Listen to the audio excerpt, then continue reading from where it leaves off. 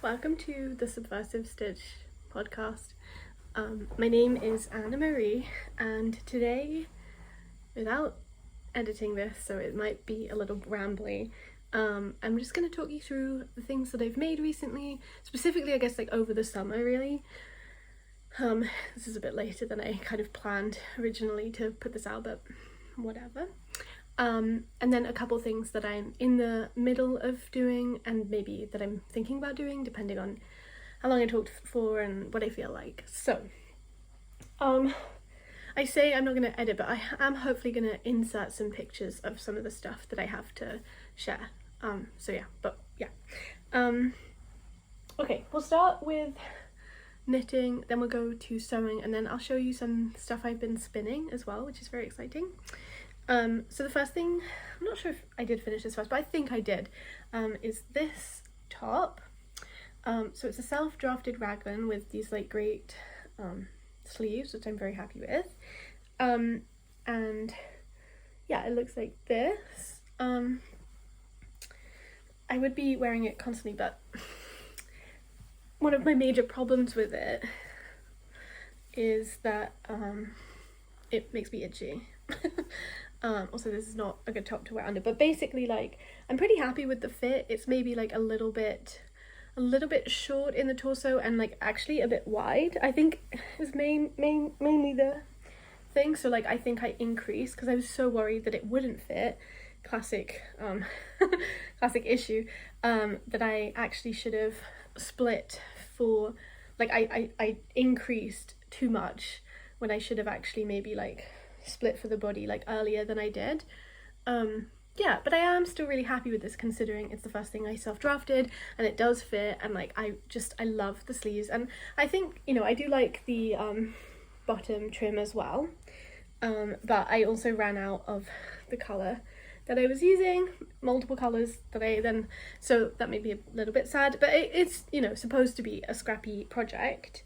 I definitely can't remember all of the things that I used in it, but I did use like some mohair. One of these is like a bit of Camarosa. There's also some just random kind of like purpley Jameson and Smith Shetland 2-ply, that one. I think that's the one. There's also some kind of like tweedy merino-y type thing. There's just like a lot of bits and bobs, and like it's partially also kind of inspired by the fact that I had a bit of like, you know, bits and ends, so like somebody gave me like their scraps of this pink one, and I definitely didn't have enough to like make a full garment with it, so I, you know, but I wanted to put it in something, and then, you know, I thought that all of these kind of pinky to purpley things would look good together. So that's where some of them came from, including like the two different mohair colours as well. That's the same. And I'm trying to think if there were others that were from that donation. I think the rest is just either scraps from me, specific, like one singular ball of yarn that I bought that I can't do much else with because it's one singular ball of yarn, or yeah, scraps from me. Did I already say that? I think I did. So yeah, but what actually ended up happening was that I didn't use up, oh, you can see that, yeah, I guess like the bit that at the back is probably the worst is where I changed colour. And maybe I should have thought about that and put it on the side, but that's fine. I don't really mind. But yeah, so basically, because I actually ended up using lots, I still have quite a lot of leftover of a few of them, not all of them, but definitely some of the like lighter pinks. I have quite a lot left over, and in that respect it's a little bit annoying. You can kind of see the line of like how I had to decrease a lot because I think I had just like way over egged it. I should have probably just undone it, but I didn't want to, clearly. But what was I saying? I was talking about the yarn. Yeah, so like I have, yeah, a lot of it left over, and I'm definitely allergic to some of the yarn I use. Definitely not all of it, but some of it is like uncomfortable to have on my skin.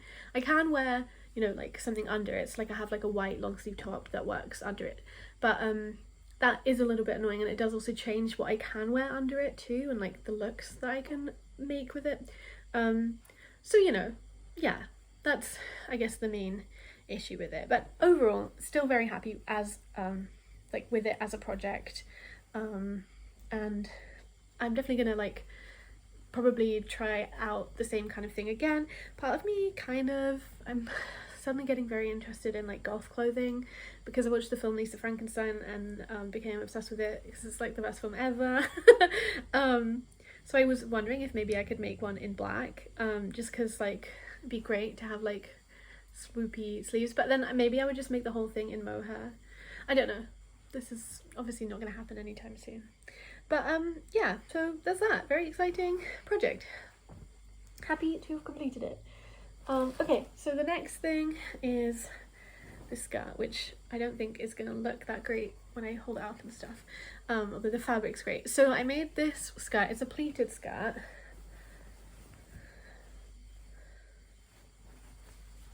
It's quite long, definitely below the knee, and I did hem it, and I have poppers and also like a hook and eye and everything. So it's not even closed via safety pin like some of my things are.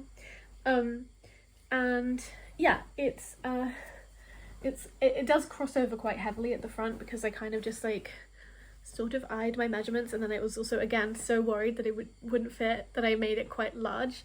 But that's okay because also I can like shift around where the poppers are, depending on if I need to, like if I need like if I gain weight or whatever, like that's fine. So it should hopefully fit me for a longer time. So the fabric is this fabric. It's like discount. Oh, there's a whole other skirt that I forgot that I guess I'll have to go get. So okay, well, whatever. But yeah, so it's witches on brooms and with cauldrons and cats.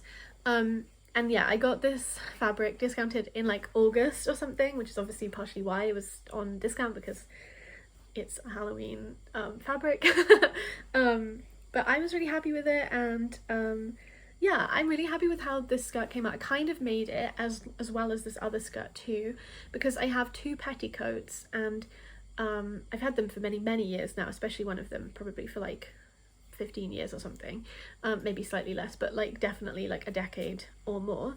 And I used to have more kind of like fake sort of 50s skirts that would flare, and obviously you could wear the petticoats under those, and then I haven't had a dress like that for a while because I donated them or grew out of them, or like just it became not something I want to wear. In fact, I got rid of my final dress that was like that I think last year, maybe a year and a half ago now, and after that I was like, yeah, but I still want to wear my petticoats, and I don't have that many skirts, and I don't have any dresses actually that would fit really under it, except for maybe one pink dress, but it fits under it in a very loose way. It's not actually like, you know, the petticoat is part of then the like look.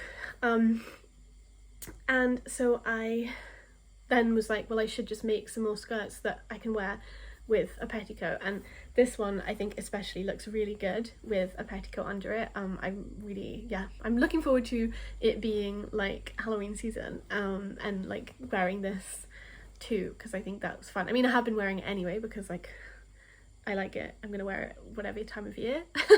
But I have really been looking forward to like, yeah, the looks I'm gonna do in October especially. So yeah, there's that one, and then I guess I have to go and get the final one. So the next one, I actually did finish this skirt first, and it's also in Halloweeny, or at least like autumnal fabric. It's a Butch Fan Pumpkin Farmer couple, obviously, being very cute. And this also was discounted fabric. This one I also think was discounted because the direction of the pattern meant that you couldn't really get very much length if you wanted to make like a long strip, if that makes sense. Like the pattern was a cross way in a way that meant that, yeah, like if you, like I had to sew together a lot of sides in order to make the length that I needed. And obviously this is ruffled, but even so I would have had to do that if I was making like an A-line skirt probably, because unless I wanted the pattern to be diagonal across the skirt, which obviously you wouldn't want that. So But yeah, so this has an elasticated waistband, which I haven't done as like a proper thing, maybe ever, but certainly not for a really, really long time. And I'm happy with how it came out. It has two, one here and one here. And so that, you know, nicely gathers it all together, and it also means that the top is kind of a cute little ruffle too. And then, yeah, it's like just 2 layers, gathered and then gathered more. It did actually have a 3rd layer, but I didn't like how it looked with that, so I took it off. I am kind of happy with it. I think the main thing is that it's not quite the proportion, like the shape that I wanted. And to go back to the petticoats, like this also, yeah, like it just wasn't, like it doesn't quite work if I wear it over a petticoat, which I kind of imagined it would, but it doesn't. And I think also that's partially because I kind of need like a shorter and maybe like a bell shaped petticoat a little bit, as opposed to mine are kind of just more like, or do I mean bell? I guess mine is more like a bell shape. I think the petticoat shape I need more is kind of like shorter and like rounder, like kind of like a cupcake or something. So yeah, I do have some fabric that I kind of am planning to turn into a petticoat, because it's like from old bed sheets that were like very worn, but like there's a lot of fabric that is still fine, so I kind of thought I could maybe use them for that. Yeah, I am happy with how this came out, but yeah, it just wasn't, it didn't, yeah, it took longer, and but I feel like I learned a lot about the process, and I also learned how to do this like gathering thing and doing a bit of maths to help, and now I kind of know. Yeah, I have more fabric of, I think, both of those skirts that I just showed, but I definitely have more of this because I did get rid of the trim, or like not the trim, I just mean the 3rd layer, but the 3rd layer was shorter than this layer, which I think that is where I went wrong as well, is that like obviously the pattern is really not nice, but it's quite a large pattern, so making like a small layer with it doesn't work, because then you can't really see the whole pattern, and the fact that it's ruffled too obviously inhibits your ability to see that as well. So yeah, but that's also why I made this part, like it was supposed to have equal length layers, and instead I wanted like a longer one because I wanted people to be able to see the fabric, which I don't think was a mistake having finished it, but when I was having with the 3 layers issues, it was frustrating. And yeah, but anyway, still happy with how it came out, and yeah, that's it. And then the final thing that I made is a skirt that I am wearing, so I can't like hold it up so much. But I think I can show you like the fabric that I made. Yeah, it's a pleated skirt, and it's made out of this fabric, and yeah, so like a black and white check. Not sure what I want to say about it. I just really liked it. I guess I was like kind of like I've been kind of wanting to get sort of like maybe like a black or a just like maybe kind of a bit of a school uniformy skirt that was pleated for a while, and after the success of my Halloweeny pleated skirt, I was like, oh, I could do this again, but I could make it shorter, because I do like the length of my Halloween one, but I also wanted something a bit shorter as well. So this is where this skirt entered. And yeah, it's pleated quite a lot. I mean, maybe not majorly, but like I played around with the pleats, but then yeah, I decided I wanted more pleats than I originally had planned, so that did mean I had to like add on a length of fabric, but actually the seam of that part is hidden really well, and I didn't even think it was going to be hidden that well, but it is. And I even did a bunch of finishing that I just normally do not do on stuff, like I sewed down the pleats for a little bit so that they would be flat, and then I even tacked the other side of the pleat that wasn't on the inside, and as you can see, I do have some fabric left over, and my plan is to make a waistcoat out of this that's kind of matching. I do need to find like a good pattern for that, and it needs to be like plus size inclusive, so like if you have an idea of a cute, and I also wanted the other, I really do like waistcoats, but I've like been hesitant to make them and wear them because I want them to be feminine, and obviously people have like all sorts of different associations with different clothes. It's fine if you don't think that waistcoats are masculine, but but sometimes I do worry that people will think, yeah, like that it's just not feminine enough for me. But that's kind of why I feel like maybe a matching waistcoat skirt combo is quite a feminine sort of thing to do. So like maybe it will work, but also obviously the cut and the fit of the waistcoat matters a lot. So that's also why I think I need to find like a good pattern that I really like. And then yeah, we'll go from there. But yeah, that's I guess like a future project I have. But yeah, I'm just really happy with how the skirt came out, so that's great. So now we can talk about the spinning. So obviously I think my last video I spoke about the spinning I did for Tour de Fleece, and because I'm a feminist, I also did some spinning during the Tour de France Femme, which was also Tour de Fleece Femme is what they called it, which I think was like early to mid-August. It's much shorter than Tour de Fleece. It's like 8 days or something. And so in that 8 days I made this. I don't think I plied it all during that time, but I think I almost did, so it's I just sort of count it. Yeah, this is all the same fleece. It's or like it was from Tops. It's a Swaledale, and I spindle spun it all, partially because I was away, so I couldn't be with my spinning wheel. And like I'm happy with how it turned out, and like it's pretty cool that I can just kind of do this. It is very like thick, and it's definitely, you know, like it's more regulated, but it's still thick and thin. Like I'm still in the learning phase, and I think I just have to make yarn in order to like get better at it, obviously. And so I have one full skein, which is about 45 grams I think, and then the rest are like smaller bits. And my plan actually is to dye these different colours and then keep this one white and then send it to a friend who hopefully won't see this, and then maybe like she can use it for a project. I definitely learned a lot about the fact that I am allergic to Swaledale through doing this project, which is a shame, and but like it has also taught me that like I'm definitely less allergic to some sheep than others, because when I started spindle spinning with some Jacobs that I have, it was so much easier and I was much less allergic. In fact, I'm gonna stop holding this now. But yeah, still very happy with how it came out, and just it still feels like so cool to be like spindle spinning and like making yarn. I just love that, like it's so cool to me.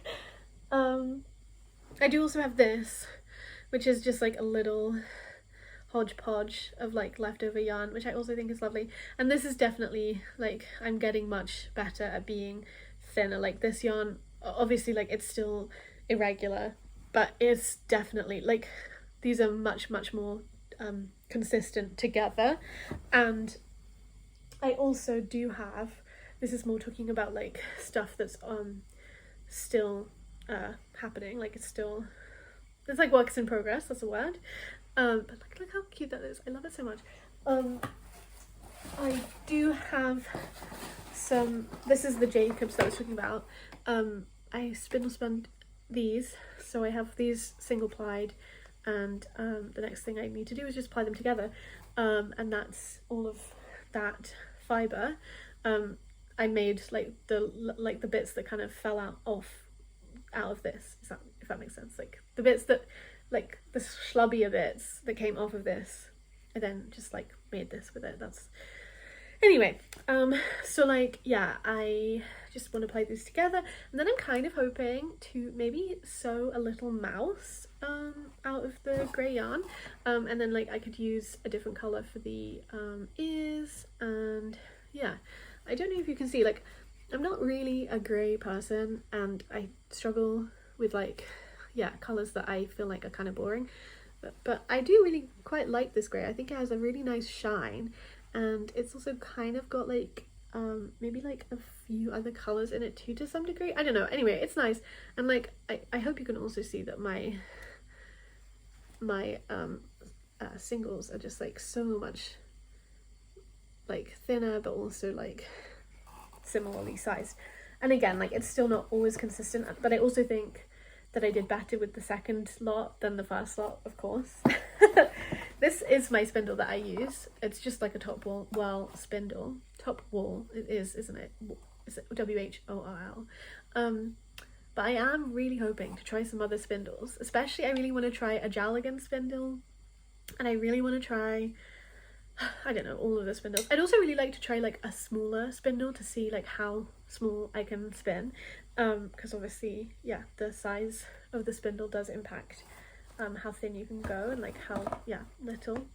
But yeah, is there anything else I want to say about spinning except for that I love it? No. I am hoping, having now kind of got to a place with spindle spinning where it feels like it's kind of like a skill I have, even if I still need to like work on it and improve. I want to get to that place with my spinning wheel spinning, so I'll definitely be maybe doing like a project around that or something at some point. And I do still have the leftovers from Tour de Fleece that I want to spin on my spinning wheel as opposed to on my spindle. But yeah, okay. I also, oh my gosh, yeah, to remain on my creations, which is this whole thing. What I mean by that is to remain on the spindle spun yarn. I like knit up a swatch of this that I spindle spun during Tour de Fleece, to see kind of like what it would be like, and you know, it's very like, yeah, it's very variegated, but I just love it. I also think like the colours are beautiful. The light here is not great, sorry, but just take my word for it, it's beautiful. I love it. There's like, it's like red, pink and orange and a bit of grey all mixed in together, and I just think it like looks so good. And I kind of also did this swatch because I'm planning to use my hand spun to make another scarf. I had a great scarf that I made out of like all of these nice little scraps last year, maybe 2 years ago now, and I think either in a move or maybe, I don't know, it got lost, and I've been so sad that I can't find the scarf again because I loved it so much. But then I thought, what better way to like replace a scarf like that I ended up loving than to use my hand spun. I'll definitely need to use, I think, different yarn where it's around my neck because it might just be a bit too irritating. But it's like soft enough that elsewhere it's fine, it's just around my neck should be maybe a bit more protected. So yeah, looking forward to doing that project. Okay, another thing that I am currently doing is kind of like not really a thing I normally do, and that is crocheting. It's all squished in here, but basically I'm gonna make a little jacket for someone. I think if they're watching, they'll know that it's for them, but hopefully they won't watch, so.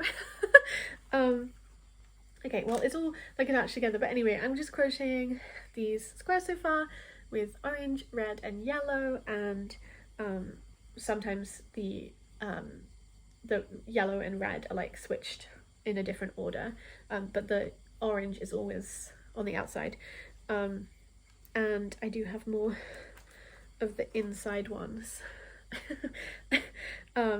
which I then need to connect to these other ones. I just don't know how you connect two things at once, so I need to like look at some tutorials for how to do that, but that should be relatively easy to find online. It's made out of this yarn that like basically I can't seem to like get rid of.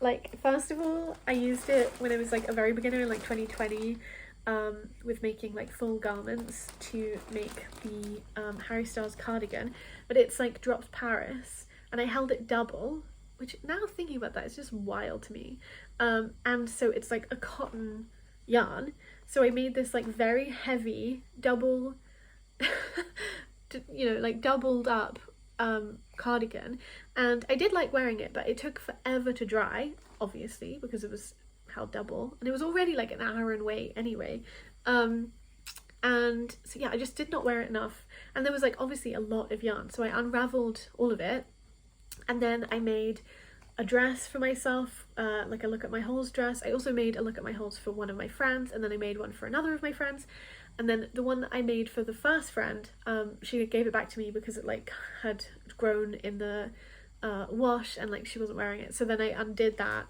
But again, that meant I still had loads, I think. Anyway, so yes, I just have a lot of it left. I have made a bunch of like dishcloths with it because it's obviously cotton. But yeah, so I thought that maybe like a kind of summer waistcoat would be kind of good in this cotton. I don't know, we'll see. I mean, it's just like an experiment kind of, and like if it doesn't work, it doesn't work, but if it works, that'd be cool. So, you know, we'll see. I'm kind of chill about it.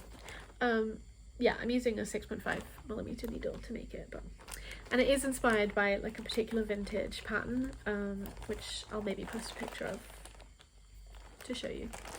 So yes, okay, I think those are like the main things that I'm kind of like doing or like thinking about doing.